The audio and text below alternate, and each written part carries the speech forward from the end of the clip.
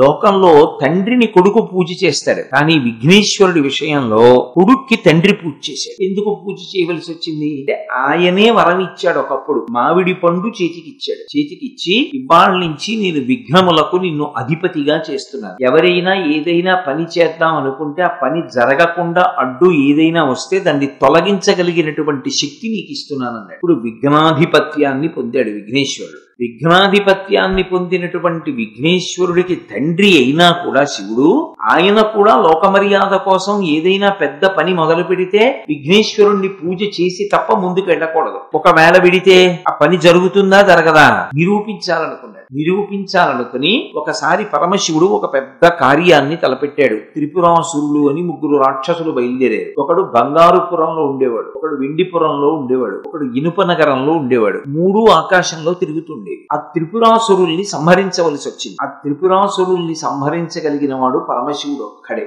అది కూడా ఒక్క బాణంతోటే చంపాలి, అది వాళ్ళకి వరం. అది కూడా పూర్వం ఎక్కడా లేనటువంటి రథం ఎక్కి ఇంతకు పూర్వం లేనటువంటి ధనస్సు చేత్తో పట్టుకుని ఇంతకు ముందెన్నడూ వాడనటువంటి బాణం పెట్టి కొడితే 100 సంవత్సరములకు ఒక్కసారి ఆ 3 పురములు ఒక సరళ రేఖలోకి వస్తాయి, ఒక్క గీతలోకి వస్తాయి. అప్పుడు దేవతా సార్వభౌముడైనటువంటి వాడు బాణం విడిచిపెడితే ఆ బాణపు దెబ్బకి మేము పడిపోతామని వాళ్ళు వరం పుచ్చుకున్నారు. ఇప్పుడు ఆ త్రిపురాసురుల్ని సంహరించాలి. లోకంలో ఎక్కడా లేనటువంటి రథం ఒకటి కావాలి. ఎక్కడి నుంచి తీసుకొస్తారు రథం అంటే భూమిని అంతటినీ రథంగా మార్చి సూర్యచంద్రులు ఇద్దరిని దీనికి చక్రాలుగా పెట్టారు. వేదములను గుర్రాలుగా చేశారు. ప్రణవాన్ని ఓంకారాన్ని ఆ గుర్రాల్ని తోలేటటువంటి కొరడాగా చేసి సరస్వతీదేవి ఆ వింటికి కొరడాకి తాడుగా మారింది. సాక్షాత్తుగా చతుర్ముఖ బ్రహ్మగారు కూర్చుని ఆ రథాన్ని తోలుతున్నాడు. పరమశివుడు లోపల కూర్చుని ఆ త్రిపురములను కొట్టడం కోసం